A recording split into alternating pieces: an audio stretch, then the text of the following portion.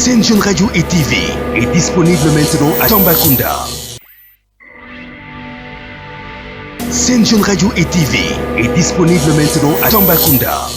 Amis chers fidèles téléspectateurs de la chaîne Jeune TV, la télé de la jeunesse et des adolescents, bonsoir et bienvenue à toutes et à tous mbokk yi xarit kan bi jàmm yi gannaaw bañ leen nuyoo amati mbégte ak contentement bu rëy nu ñu koy defee bu waxtu wi jotee ñu ànd ak yéen ci seen biir émission Coin des Jeunes bu ñu ko waxee di émission bi nga xam ne dañ ciy jox kàddu ñëpp ñi nga xam ne rek en tout cas ce sont des jeunes ngir mën a waxtaan ak ñoom ci lépp li nga xam ne rek dafay soxal la jeunesse jëmale ko ci ay thématiques yi nga xam ne dinañ ko fi aborder ngir mën a ànd ak yéen alors dañuy fas yéene ànd ak yéen rek du ñu koy defee saa su nekk xam ngeen ne tous les lundis soir mercredi soir ak vendredi soir mbégte ak contentement rek la ñuy am ngir di ànd ak yéen Coin des Jeunes dafay installé wu encore une fois ci année 2026 bi di souhaiter rek bonne et heureuse année ñëpp ñi nga xam ne waxtu wi ñi ngi ànd ak ñun waaye ñëpp ñi nga xam ne rek ñu ngi ñuy suivre sur YouTube di leen souhaiter bonne et heureuse année que cette année soit une année de paix de bonheur de prospérité lépp li nga xam ne rek en tout cas ñu ngi koy ñaan yàlla mun ñu kaa defalal waaye tamit réaliser lépp li nga xam ne rek projet la ci ñun alors tey dañuy ànd ak yéen indiwaat leen beneen thème ñu fas yéene ko waxtaanee ci li nga xam ne rek toujours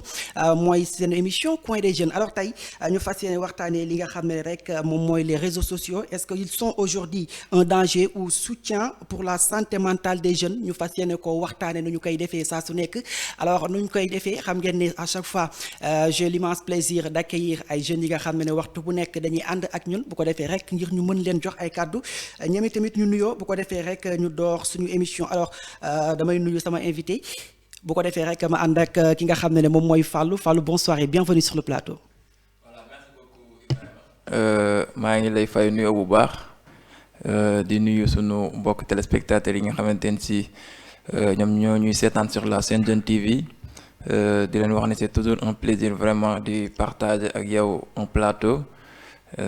Aussi comme ni nga ko defee tout à l'heure di souhaiter une bonne et heureuse année à tous nos fidèles téléspectateurs et téléspectatrices de la Sen Jeune TV di ñaan que 2026 soit une année de paix de prospérité et de succès aussi lépp loo xamante ne si am nañ ko comme projet aussi suñu boroom dimbalu ñu bañ eggale ko incha allah rabbi voilà merci beaucoup. Merci beaucoup Fallou yow tamit le plaisir est partagé bokk ak yow plateau bi alors on va donner la parole à notre sœur bonsoir et bienvenue sur le plateau. Bonsoir Ibrahima maa ngi nuyu téléspectateurs yi ñuy seetaan maa ngi lay nuyu Fallou maa ngi lay nuyu di la jaajëfal bu baax. alors merci beaucoup comme ni ñu koy defee rek dañuy ànd ak yéen dugg ci li nga xam ne rek moom mooy suñu thème du jour tey ñu war a waxtaanee li nga xam ne tey moom mooy les réseaux sociaux alors bu ñu ko waxee mën nañ ne tey les réseaux sociaux sont-ils un danger ou soutien pour la santé mentale en tout cas Fallou dañu koy commencer ci yow alors suñu première question dañu koy door rek ci li nga xam ne toujours moom mooy quels réseaux sociaux utilisez-vous la plupart et combien de temps par jour. D'accord, merci beaucoup Ibrahima mu doon thématique bu am solo parce que aussi quoi qu'on puisse dire actuellement on ne peut pas ignorer les réseaux sociaux parce que aussi dañoo dem ba on dirait même ça fait partie de nous accro ci voilà gars yi dañoo dem ba accro ci voilà en ce qui me concerne moi personnellement je n'utilise pas tous les réseaux sociaux mais je me connecte sur certains. Soit sur Facebook ou bien sur Twitter ou bien sur LinkedIn et même surtout la nuit sur TikTok. Voilà, ce sont les réseaux sociaux que j'utilise plus et que voilà le plus souvent c'est après mes heures de travail quoi. D'accord. yow moom comme noonu nga ko arrangé daal. noonu laa ko arrangé oui ëpp fi ngay nekk. waaw fi may nekk oui surtout la nuit da koy gën a utiliser. effectivement alors dañuy jox suñu système moom tamit antenne bi bu ko defee rek mu wax ñu sur la même question toujours. Bon. Moi, je peux dire que mon passe-temps favori, c'est sur les réseaux sociaux. Presque je passe tout mon temps. Si je fais rien, bon, ça me temps sur les réseaux sociaux là, je passer, soit sur Instagram ou Snap, surtout TikTok, ça prend trop de temps. À scroller une vidéo aussi. Des fois aussi, bon, pour rechercher des trucs sur Google ou autre application. D'accord. Intelligence artificielle. D'accord. Et combien de temps? Bon, c'est inestimable quand même. Voilà, ça dépend juste. Oui, du temps que j'ai. D'accord. Alors selon vous tey li nga xam ne moom mooy les réseaux sociaux alors tey les réseaux sociaux sont-ils un danger ou un soutien et pourquoi? Bon, pour moi je dirais que les réseaux sociaux sont d'une part un danger et d'autre part un soutien. D'accord. Quand je prends le danger des réseaux sociaux, des fois ça peut donner une éducation bi nga xamante ni c'est pas conforme ak ñun lu ñuy dund. D'accord. Ça peut divulguer des vidéos yi nga xamante ni c'est supérieur ak âge ñenn ñi. D'accord. Ça peut aussi déconcentrer ou bien détruire l'éducation.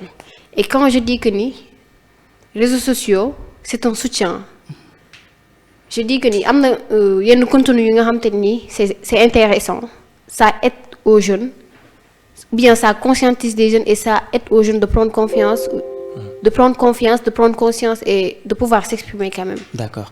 Comme yow daal t'es pour ñaari côté yëpp. C'est mitigé quoi. D'accord. Alors Fallou, yow tamit pour la même question, les réseaux sociaux sont-ils li nga xam ne moom mooy un danger ou bien? Bon, je pense que dama koy aborder comme ni ko Aïda abordé, hein. Je peux dire que les deux à la fois. D'une part, ça peut être un danger, mais aussi d'autre part, ça peut être aussi un soutien pour la santé mentale. Et je vais même dire, hein, en premier lieu en ce qui concerne le danger que les réseaux sociaux yi nga xamante ne si mën nañu ko créer nous en tant que jeunes. Parce que tey tu vois que y a pas mal de jeunes yoo xamante ne si ñu ngi sur les réseaux sociaux, soit sur TikTok, soit sur Instagram. Et des fois tu vois que y a des gens qui postent des images, des vidéos, des photos yoo xamante ne si après voilà man bi nga xamante peut-être au ma benn aisance financière bi dama leen di ñee. c'est-à-dire damay commencer di sous-estimer sama bopp. Alors que peut-être que ñoom image bi ñuy refléter noonu est-ce que réellement ñoom loolu moo nekk ci ñoom. Donc voilà, nga xam ne mi ngi am ci réseau yi. Voilà, influence bi nga xam ne peut-être. Influence, merci pour le mot, merci. Influence bi nga xamante ne si mi ngi koy def ci ñun. Parce que tey di nga gis koo xamante ni peut-être xam nga ñun niñ gëmee luxe surtout suñu mbokk jigéen yi. dañuy gis seen kenn posté sur TikTok par exemple benn vidéo boo xamante ne si wala mi ngi ci yenn hôtel wala mi ngi sol yenn yére wala mi ngi yor benn téléphone après nga commencé di ko envier wu di voir comment je peux faire tey pour mel ni kii commencé di xeeb sa bopp quoi. Voilà, donc là ça peut être un danger pour nous quoi. Et pour le soutien aussi, je pense que les réseaux sociaux aussi actuellement mënuñu ko génne ci suñu vie parce que dañoo dem ba tey àdduna bi ni muy doxee. Pour nga am certaines informations sax il faut que tey nga dugg par exemple sur Twitter, il faut que nga dugg tey sur Facebook, il faut que nga dugg tey sur LinkedIn. Donc tu es obligé à se connecter pour être au diapason des choses. Yeah. Donc là aussi c'est quelque chose boo c'est un aspect positif boo xamante ne si tey les réseaux sociaux ñu koy apporter. Donc que ça soit danger ou soutien, il y a les deux à la fois. Mais tout dépend de la manière dont on l'utilise quoi. D'accord. Yow ba tey damay ñëwaat ci yow. bu ñuy wax tey les réseaux sociaux peut-il être un danger wala tax soutien ci li nga xam ne tey moom mooy les jeunes en tout cas quand on dit les jeunes on parle des jeunes de cadre général mais tey surtout les filles. Fallou abordé na ko tout à l'heure mu nekk phénomène bi nga xam ne peut-être ci yenn plateforme yi TikTok wala yenn ay Instagram wala yenn ci ay plateformes yi nga xam ne gis nañ ne tey benn jeune bi nga xam ne peut-être mi ngi nekk ci benn côté am mi ngi nekk ak famem peut-être moyen yi demeewul noonu à chaque fois mi ngi connecté ci li nga xam ne moom mooy réseaux sociaux yi ñàkk dina fa gis li nga xam ne tey mën na ko Fallou wax na ko léegi xeebloo boppam naka tey nga jàppee ne réseaux sociaux yi moom la war a mën a def carrément ci jeunes lan la mën a changer encore ci li nga xam ne surtout sur les jeunes filles. waaw d'accord, merci pour cette question. Déjà moi je pense que ni par exemple déjà style vestimentaire rek réseaux sociaux mën na ko changer parce que je peux voir benn tiktokeuse genre sama fan la gis naa ko ci réseau à travers les réseaux fan naa ko là moi j'essaie d'imiter ses gestes et faits ak manière yu muy def lépp là je pense que ni dina détruire éducation parce que exactement duñu bokk éducation ak ki nga xam te ni moom ngay gis ci réseau yi et ce qui est pire que ni li ngay gis ci réseau yi ak la réalité c'est pas la même chose donc am na benn mën naa ko ne illusion buy am xam nan laa ko mën a waxee parce que vie illusoire la quoi donc ñun danañ am benn illusion bi nga xam te ni maanaam c'est pas réel ce que tu vois c'est pas réel parce que bon nit ki mu ngi ci ay réseaux sociaux yow li apparente rek ngay gis tu peux pas voir ce qui est à l'intérieur quand même donc ça peut influencer la manière de parler parce que am na benn tiktokeur booy topp ou bien tiktokeuse boo xam te ni yaa ngi koy topp ni muy waxee toi tu essaies de parler comme elle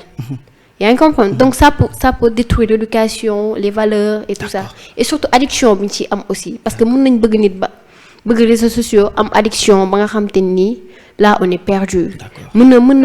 mën na tax ku jigéen ki mu perdre carrément et perd ses valeurs. D'accord. Et là elle va sombrer carrément. éducation piratée complètement. Voilà, bafouer carrément.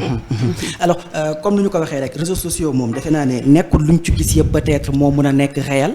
à chaque fois peut-être nu ñu koy gisee ci góor ñi noonu lañ koy gisee ci jigéen ñi tamit. parce que jàpp naa ne képp kuy publier doo publier lu ñaaw. lu rafet ngay publier. képp ko da ngay gis des fois ñi nga xam ne dañuy dem ci ay hôtel di photo wu. ñii di dem ci yenn place de luxe di photo wu. léegi foofu moom defe naa ne buñ ko fa jàppee wala yow mi nga xam ne yow yaay imiter wala yow mi nga xam ne peut-être yow yaay copier ci keneen. boo moytuwul rek dina am ci li nga xam ne encore mën na la ci dugal. mais tey est-ce que peut-on aujourd'hui être jeune sans être sur les réseaux sociaux, Fallou? Bon, ce sera difficile pour moi. Ça sera difficile parce que comme je l'ai dit tout à l'heure, après mon tour de quand tu n'es pas sur les nouvelles technologies de l'information et de la communication, dont les réseaux sociaux en fait partie quand même, tu risques de ne pas, voilà. T'es un peu jappé quoi. Il y a des gens qui le font, dans certains villages du moins. On a vu des jeunes qui ont comme WhatsApp, comme TikTok, comme Instagram, alors qu'ils vivent leur vie quand même. Mais je pense que aussi, ce sera un peu aussi compliqué pour nous, ñi nga xamantene ci tay ñi ngi œuvrer pour la modernité aussi, ñun dañuy dund sans les réseaux sociaux. Je l'ai dit tout à l'heure, il suffit que tu sois par exemple un étudiant, le ministère de l'enseignement supérieur tay bépp information bu muy jàllal da koy jaarale tey par exemple sur Twitter, par exemple sur Facebook, à travers leur page wala sur LinkedIn. Donc yow tey boo nekkul foofu rek tey lu bëri mën na la rëcc quoi. Et c'est dans plusieurs domaines. tey offre d'emploi yu bëri tey ci réseaux sociaux yi lañ koy awalee booy postuler ci réseaux sociaux yi ngay jaar par exemple mën nga jaar sur adresse sur compte Gmail et cetera. Donc ce sont des aspects yoo xamante ne si ça nous force à être sur les réseaux sociaux même si on ne le veut pas. D'accord. Même si on ne le veut pas, ce sont des aspects qui nous poussent à ce que nous intéressions aussi ces réseaux sociaux. Pour voir aussi un jeune il n'est pas sur les réseaux sociaux, je vais dire que 99% c'est En tout cas, c'est 99,99% des jeunes sont connectés sur les réseaux sociaux. En tout cas, c'est rare. On peut être sur les réseaux sociaux, certes, mais ne pas exagérer. Exagérer, voilà, merci, c'est ça quoi. Pour la même question, est-ce que peut-on être aujourd'hui jeune et sans être sur les réseaux sociaux? Je pense pas. Parce que, comme Fallou quand tu n'es pas sur les réseaux, tu es complètement mis à l'écart. D'accord. Et tu es ignorant pour la société. Tu es ignorant parce que la plupart des choses, ça se passe sur les réseaux sociaux, les concours et autres. Les réseaux sociaux, les donc, tu es beaucoup de monde.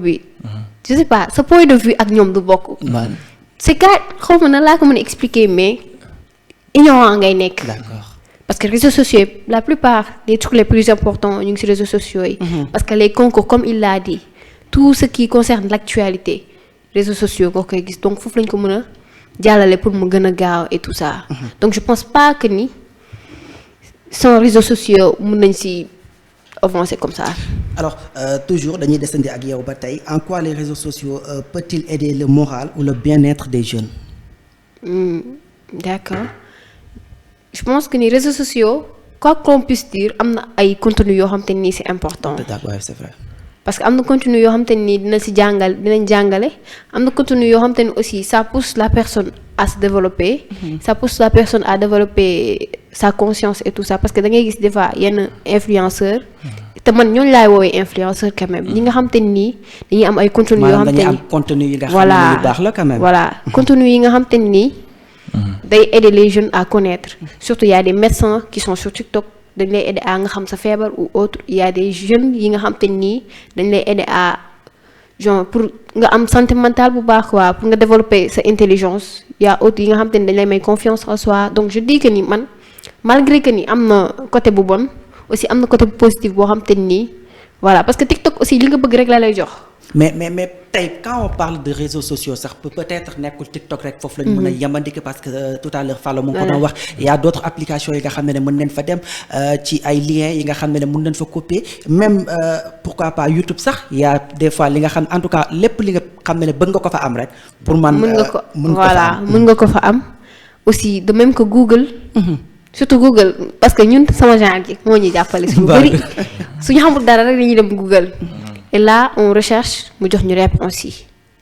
yaa Google yaa am na Facebook aussi bi nga xam te ni c'est très ancien mais je pense que ni moom mooy réseau social bi nga xam te ni moo gën a am positivité quoi parce que si la ñuy jàllale lien yu bëri mën nga intégrer benn concours à travers les réseaux sociaux.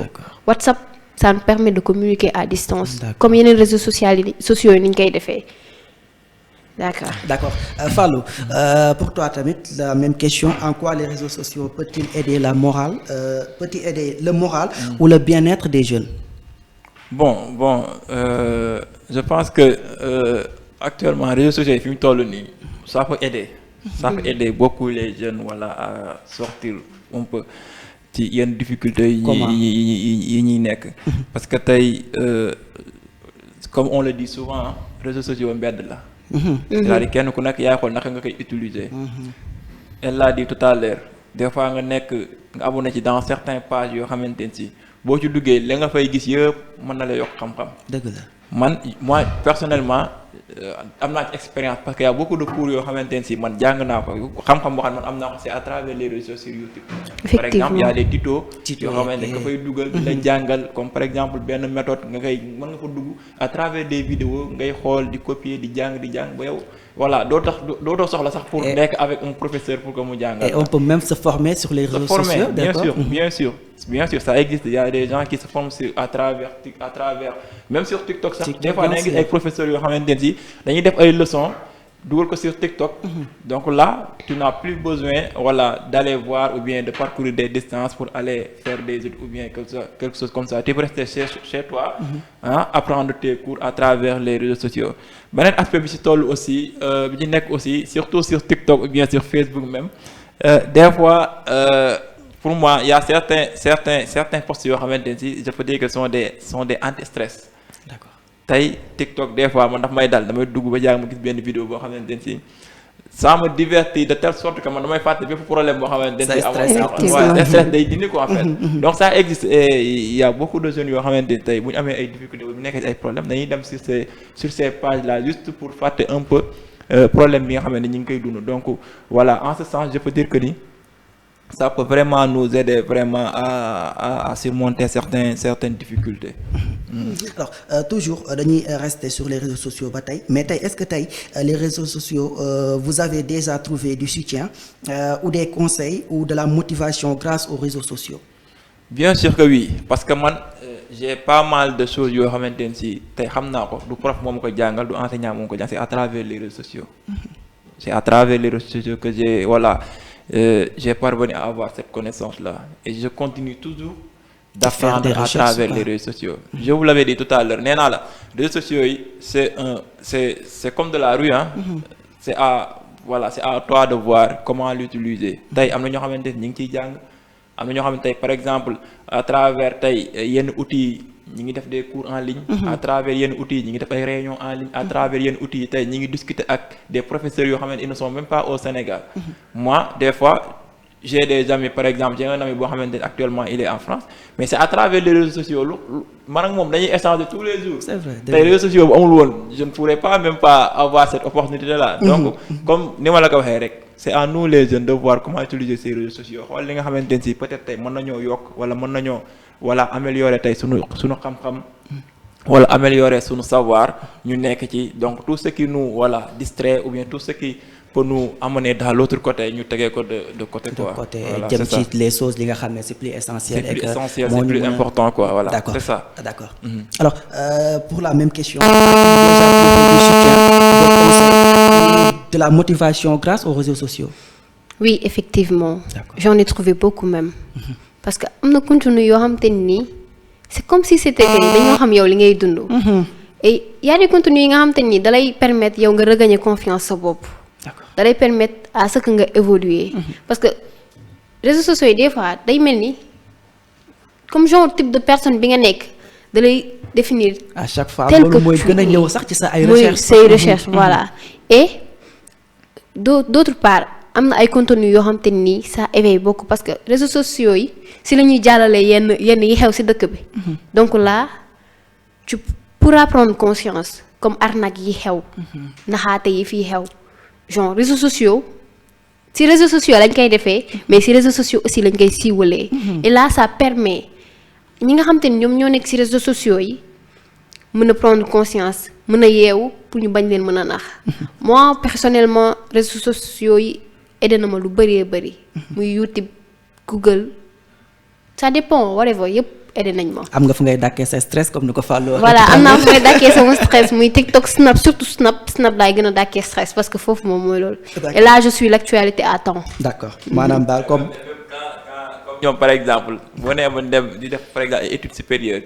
maanaam tu allais penser que man bu Google amul woon man fan laa jëm. voilà parce que y a tellement de choses yoo xamante ne si voilà c'est à travers Google parce que les jeunes comme ni ñu ko waxee tous les jours actuellement ñi lire bëreetul. ñi mën a def bibliothèque yi bëreetul. mais à travers Google da ngay toog fi nga toog taper li nga soxla mu jox la toutes les informations dont tu as tu n'as besoin. plus besoin de faire des efforts. Voilà, c'est ça. Tu n'as plus besoin de faire des efforts yi nga doon def. Effectivement. donc là ça te donne toutes les réponses et tu c'est notre copies ça chance va. quoi parce que suñu parents yi ñoom amuñu woon loolu. Waaw. lire ba jeex na en tout cas c'est un avantage bi nga xam ne peut-être képp ki nga xam ne jug nga pour ut ci lu baax pour man di nga ko ci gis parce que comme nu ko waxee tout à l'heure mbedd la te quand on dit mbedd peut-être lépp a ngi ci biir am na côté bu positif am na côté bu négatif mais juste yow et y a des rencontres qui se fait aussi. d'accord surtout ça des fois da nga ciy nga gis gis ay nit yu rencontres extraordinaire voilà ñi nga xam te ni tu penses même pas que ni nga leen mës a gis et dinañ la taxaw foo xam te ni bu ko sax xalaat. d'accord voilà c'est ça. comme réseaux sociaux loolu defe naa ni lépp li nga xam ne luñ ci laajte rek mi ngi foofu noonu alors les réseaux sociaux peuvent-ils aider à parler plus facilement de ces problèmes. oui je dis oui parce que tey jëlee tey lu mel ni WhatsApp par exemple des fois yow ak sa bande de copains da ngeen créer benn groupe boo xamante ne si fa ngeen dugg di échanger di waxtaan ci yenn difficultés yi kenn ku nekk problème bu mu am mu exposer ko fa gars yi indi solution mbalagante donc ça c'est des aspects yoo xamante ne des fois mën nañ ko xeeb mais c'est très important. Oui. c'est vrai parce que pour moi c'est un cadre d'échange c'est un cadre d'expression tey man par exemple am nañ ay groupes yoo xamante ne si entre copains la ma fa mën a wax tey mënu ma ko wax ak yow par exemple fekkee amuñu benn intimité bi mënu ma ko wax ak samay parents fekkee amu maag moom yenn intimité yi comprendre nga donc à travers ces espaces là à travers ces cadres là parce que on est des amis on a partagé peut-être la même classe ou bien on a partagé notre enfance donc c'est un milieu boo xamante ne si tey voilà amul tabou quoi lu nekk lañ fay waxtaanee lu nekk lañ fay discuter gars yi indi solution fii indi solution fait donc ça c'est un élément très important boo xamante ne si je pense que ni c'est uniquement les réseaux sociaux qui peuvent nous servir ça et aussi des fois tamit da ngay am benn problème peut-être mën na nekk problème de santé wala sa problème sociaux tey nga yaakaar ne yow rek yaa koy dund nga dugg TikTok lay gis ku dund voilà problème nga xam voilà tu vas te dire moi lii ndeke du man dong du man kese mais effectivement.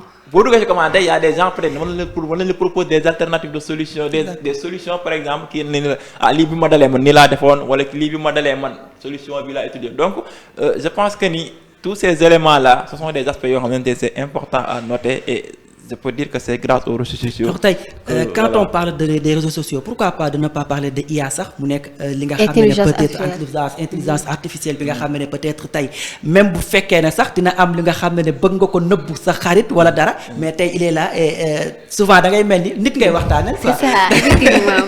non IA man la première fois bi ma ko découvrir parce que sama benn xarit moo ma ko njëkk parce que loolu xaw na yàgg mu expliqué ba li nekk ci IA ma ne ko non loolu man mënuma koo gëm quoi dama expliqué ni ma ko wax loo ko laaj mu tontu la. lépp moom daal.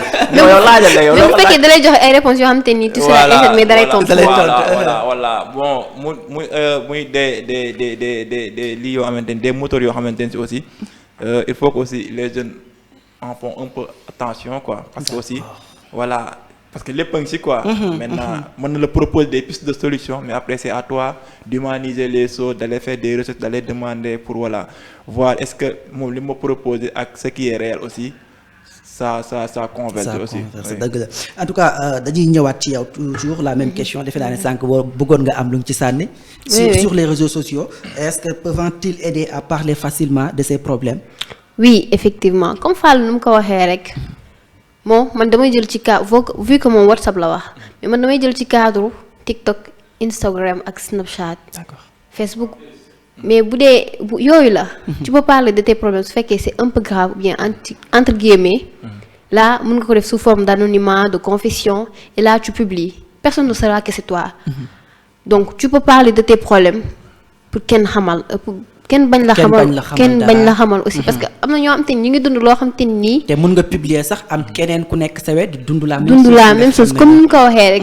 parce que soo duggee ci commentaire tu te dis que ni waa nekk lii du mën kese et là tu commences à te sentir à l'aise parce que day am yenn problème comme genre hypersensibilité bu fekkee dafa dal nit ki au début day foog ni moom kese moo koy dund mais surtout TikTok quand on en parle man su ma duggee ci réseaux sociaux yi dama naan waaw.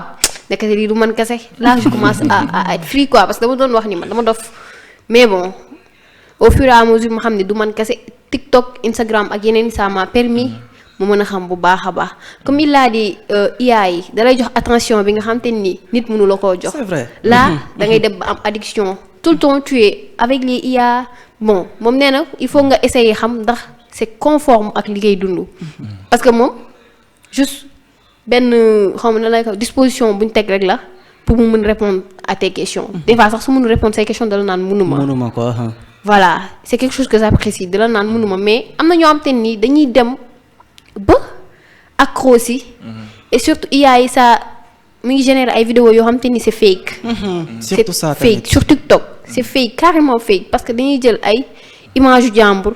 di ko wax loo mel ni moom mooy wax et ça c'est pas du tout appréciable. est-ce que tey loolu yaakaaru tey te l'utilisation bi tey moom moo koy waral parce que comme on le dit tey réseaux sociaux lépp a ngi ci. képp nga tey yow boo jëlee intention peut-être yem ci IA boo amee problème wala boo amee yenn question laajte ko mu orienté la peut-être tey dafay am des fois questions yi nga xam ne du la ko répondre à 100% mais yow avec ton intelligence peut-être di nga xam fan nga war a jaar. est-ce que tey gisoo ne tey des vidéos yi nga xam ne dañ koy jël wala nit yi nga xam ne peut-être dañ leen jël di leen wax loo est-ce que nekk utilisation bi peut-être moom mooy voilà parce que ñoom day am plus de demande et quand il y a plus de demande ñoom dañuy jéem a apporter tout le temps dañuy gis ni nit kaa ngi demander ñoom ils essaient juste d'agrandir quoi.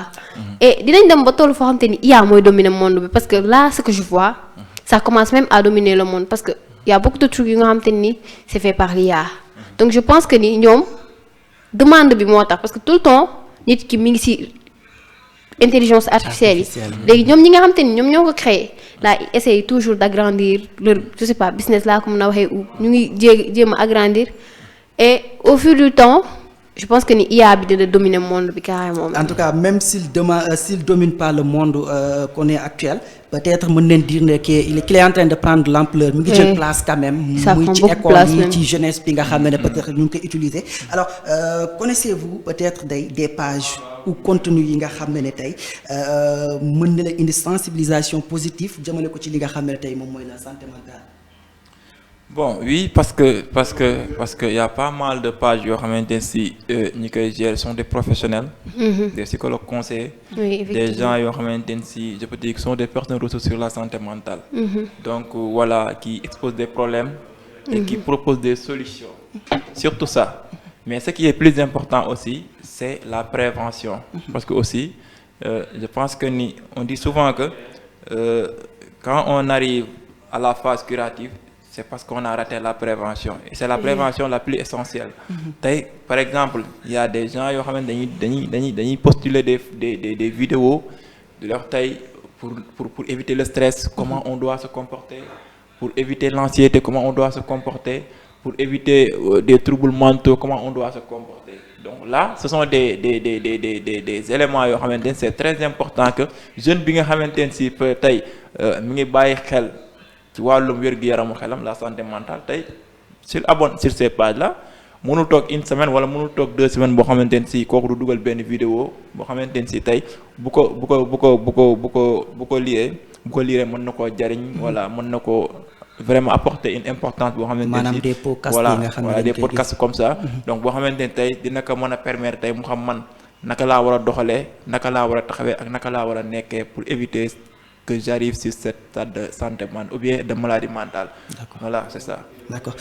Pour la même question, connaissez-vous des pages ou contenus yi nga xam ne dañuy sensibiliser positivement jëmale ko ci li nga xam ne moom mooy santé mentale? Oui, j'en connais beaucoup même. Am na benn page boo xam te ni ay page la sax dama koy topp je l'ai connu grâce à une cousine muy Oldie. D'accord.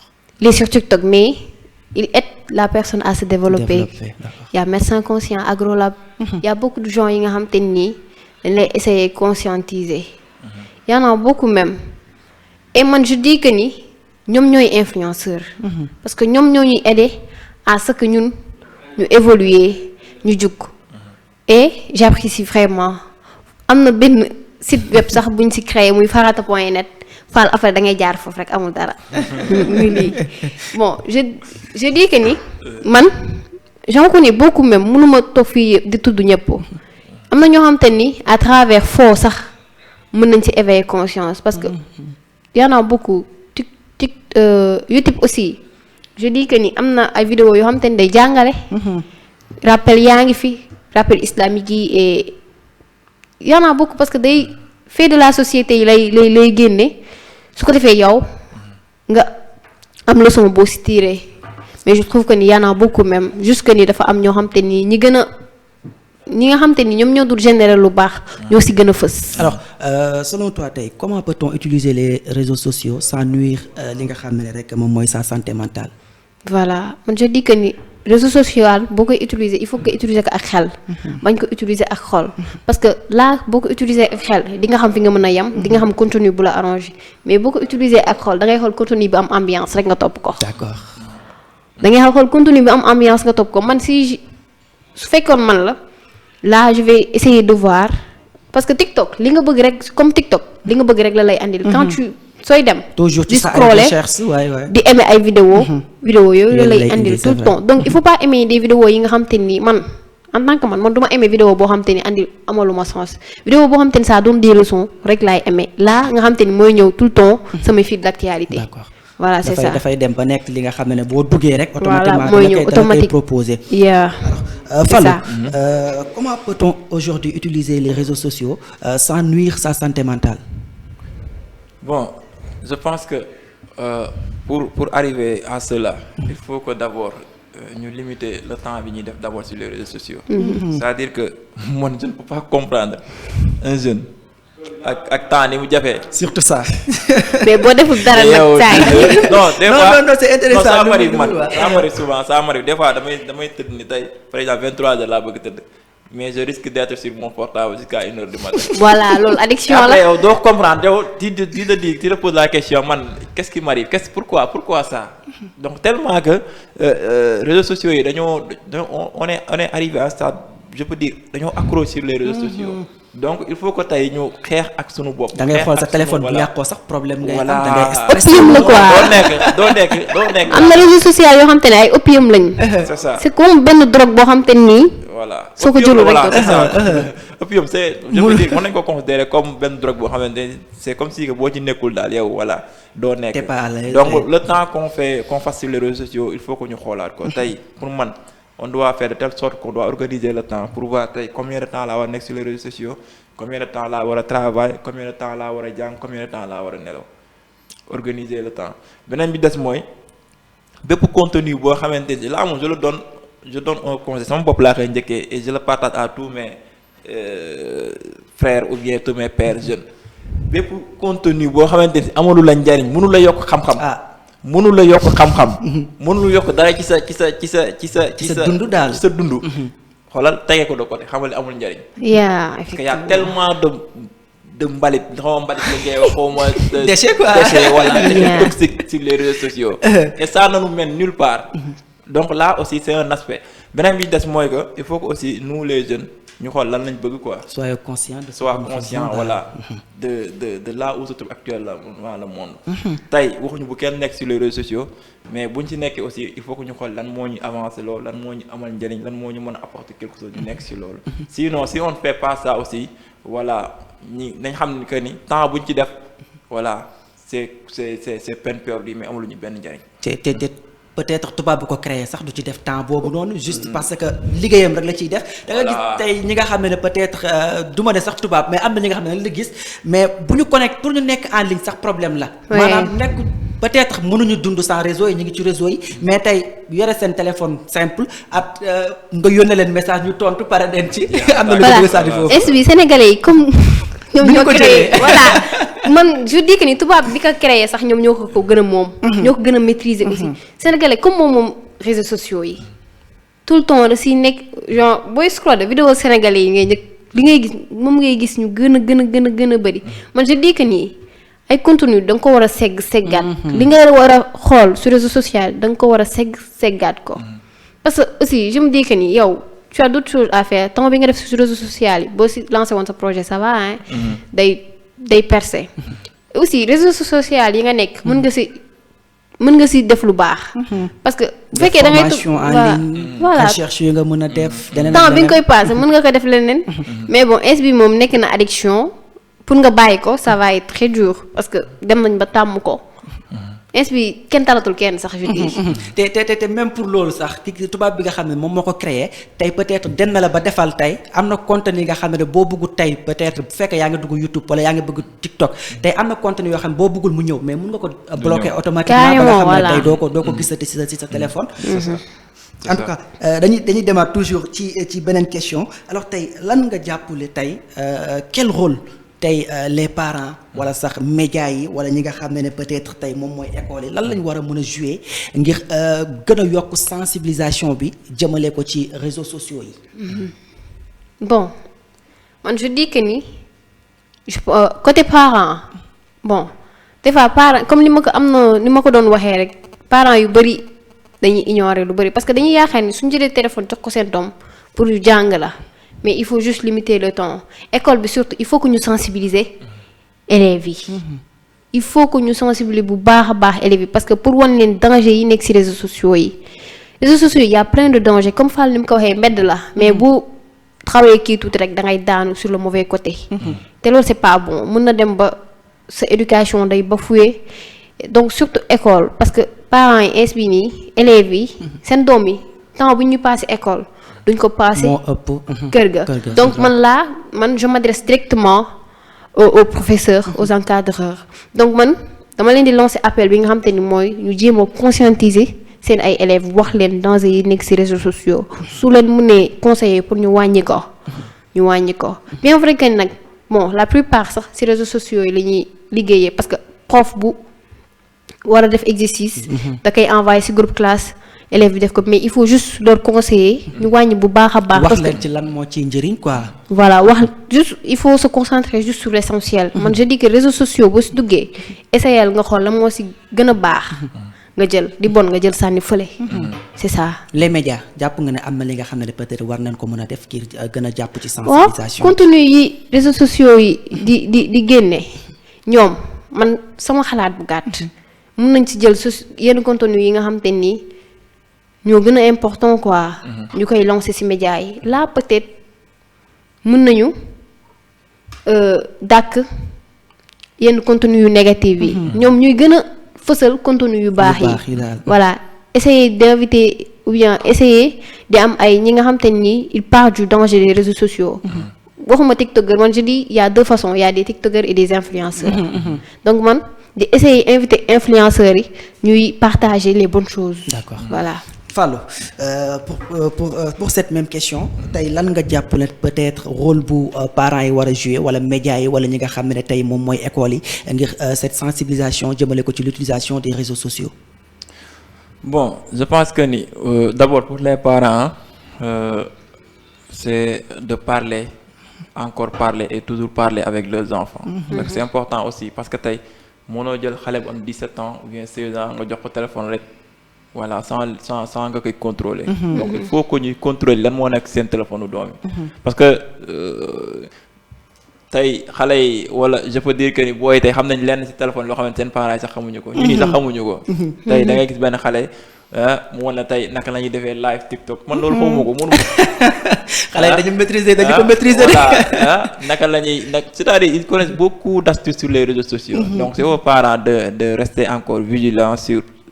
Ce que les élèves développent sur les réseaux sociaux, ce qu'ils suivent sur les réseaux sociaux, ce qu'ils font sur les réseaux sociaux. Des fois sax ngir xale yoo xam ne dañuy bloquer seen parents yi duñ gis seen statut duñ gis seen numéro donc voilà nga jàpp ne sa doom deful dara da ngay xëy benn problème ni déri sa kaw wala nga naan sama doom moo def lii wala sama doom deful lii. tu te diras que ni du moom. tu n'étais pas au courant parce que moom mi ngi ci beneen monde yooyu yaa ngi ci beneen monde. bi des mooy école yi aussi je pense que ni aussi l'éducation yi foofu la war a foofu à part après la maison ou bien après les parents éducation aussi c'est au niveau des écoles il faut que aussi parce que kii mi ngi koy wax léegi Aïda il faut que aussi ñuy sensibiliser les jeunes sur les effets néfastes des réseaux sociaux mais aussi il faut que ñu leen orienter sur côté yu baax les bonnes choses daal sur les bonnes choses parce que c'est pas tout qui est noir y a certains côtés yoo xamante ne si usage boo xamante ne si ça peut apporter quelque chose à l'enfant ça peut apporter par exemple un surplus sur ses connaissances sur son savoir donc il faut que ñu orienter leen ci loolu sinon bu ñu leen bàyyee ñuy tourner voilà partout voilà dañuy dem ba ñoom dañu xam sax lan lañu war a. pourtant y a les contrôles parentaux sax yow parent dina la mën a permettre ngay contrôler sa téléphone doom. waaw c'est pas nag bu fekkee parent yëpp xam nañ ko mais comme lu ma la wax rek réseaux sociaux moom lépp lu ci baax rek am na côté bi nga xam ne peut-être tamit def neen ko pour mu remplacer. du ñëpp ko xam parce que je pense que ni. au fur et à mesure ñuy gën di dem affaire day gën a changer parce que man je me rappelle man bi may am téléphone parce que boobu am naa 20 ans tey dañuy xale boo xamante ne 15 ans la am non mais pas 15 ans ay xale yu ndaw ñoo àggul foofu sax 4 ans 3 ans 5 ans da ngay am téléphone surtout tablette yi ak yooyu voilà mi ngi noonu parce que seen yaay day wala seen baay day dem ba gis que ni comme que xaritam bi am na téléphone rek baal ñu jox ko téléphone alors que warul demee noonu xale bi tey fekkee yow mënoo ko contrôle bi war ci moom tey jarul nga koy jox téléphone parce que tey boo ko joxee téléphone bi xamoo moom lan la ciy def xamoo lan la ciy liggéey xamoo donc y a beaucoup de voilà zone d'ombre yoo xamante ne yow en tant que parent tu ne maîtrises pas beneen bi des mooy les médias aussi parce qu'ils jouent un rôle très important aussi il faut que aussi ñoom ñuy sensibiliser sur les contenus à suivre sur les pages à suivre voilà sur l'aspect positif des réseaux sociaux donc là aussi ça peut orienter aussi les enfants à ce que ñu dem sur ces contenus positifs là mais aussi dafa am koo xamante ne si moom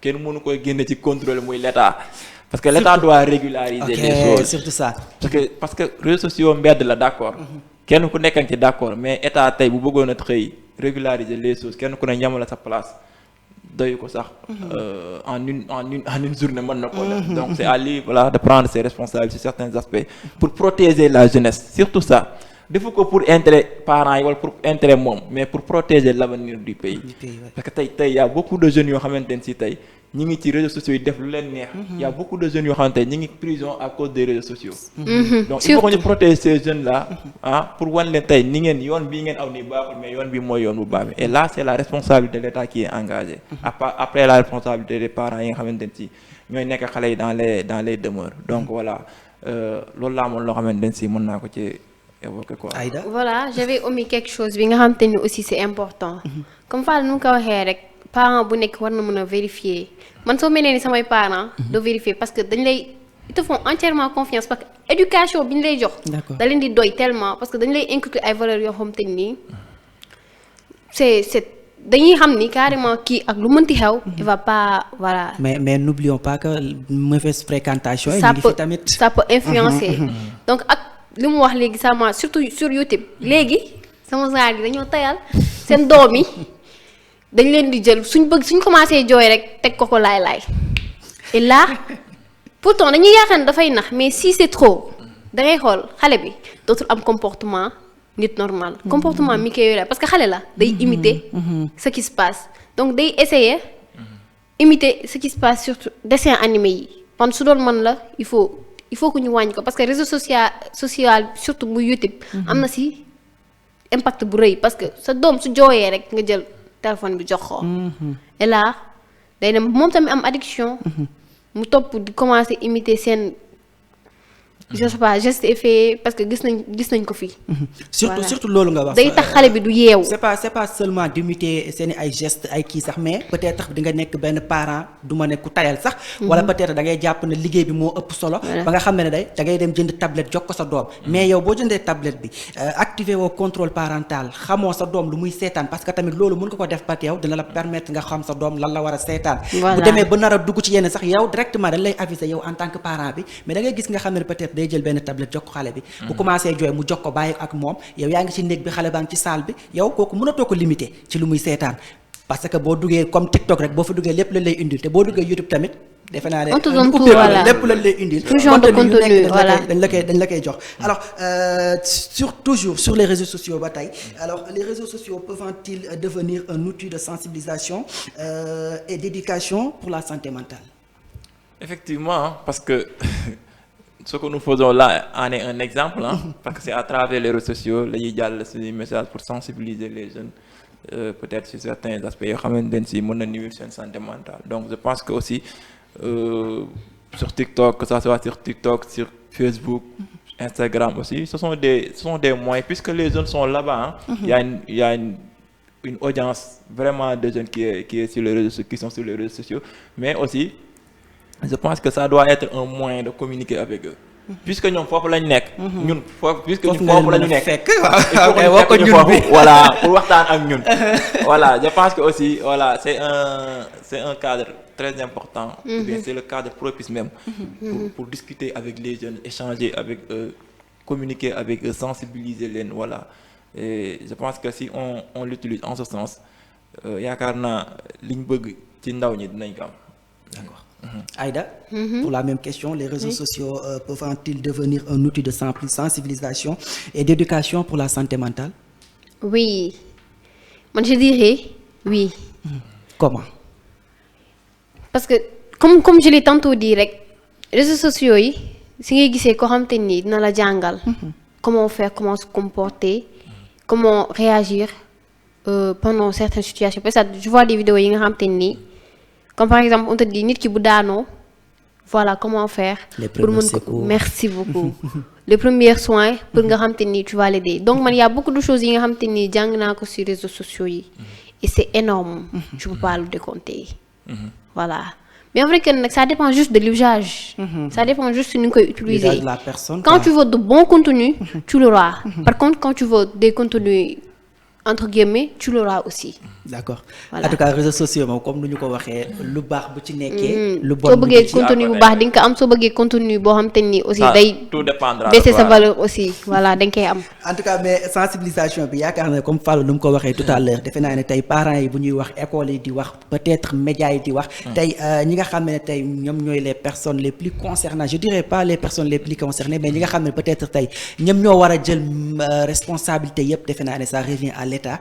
Et defe naa ne peut-être message bi dina jàll ci ñoom parce que mën neen ko quand même. parce que réew moom defe naa ne lu fa bëgg mu dugg moo fay dugg. loo bëggul mu dugg foofu noonu defe naa ne mënu fa dugg. muy ci réseaux sociaux yi muy lépp comme boog état moom defe naa ne ñun en tant que jeune si on est conscient rester là en parler sur des thèmes yi nga xam ne peut-être gis nañ ne mi ngi non seulement mi ngi gaañ jeunesse bi parce que Fallou wax na ko y a pas mal de jeunes yi nga xam ne ils sont en prison actuellement. c'est à cause des réseaux sociaux. à travers les lives insultes et tout ça. chaque jour nga gis ku jël kii yóbbu ko police kii waxal na ma lii nit nekk nga yar sa doom mu nekk ci réseau yi doo xam lu muy def en tout cas daal dañuy lancer un appel à l'État. même état je pensais que ni defoon nañ démarche parce que dañ doon jéem a fayloo influenceurs yi impôt je sais pas mais loolu moom man day doon loo xam te ne lu may appuyer la parce que dina bëri ñu wàññeeku parce que du ñëpp ñoo ko mën a fay.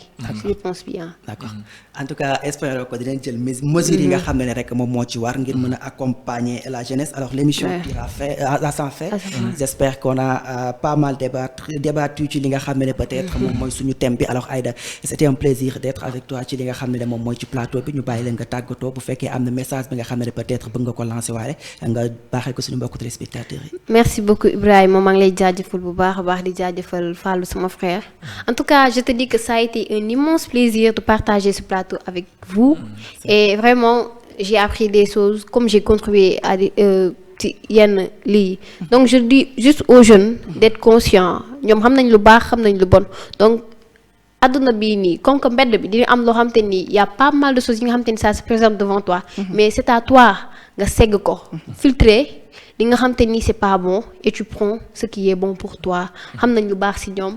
Ils connaissent beaucoup. En tout cas, maa ngi lay jaajëfal bu baax a baax. Merci beaucoup. Le plaisir est partagé. Aïda Fallou ñu bàyyi la yow tamit rek. bu fekkee am na li nga xam ne peut-être mën nga ko baaxee suñu mbokku téléspectateurs yi en même temps ñu tàgguwaale rek.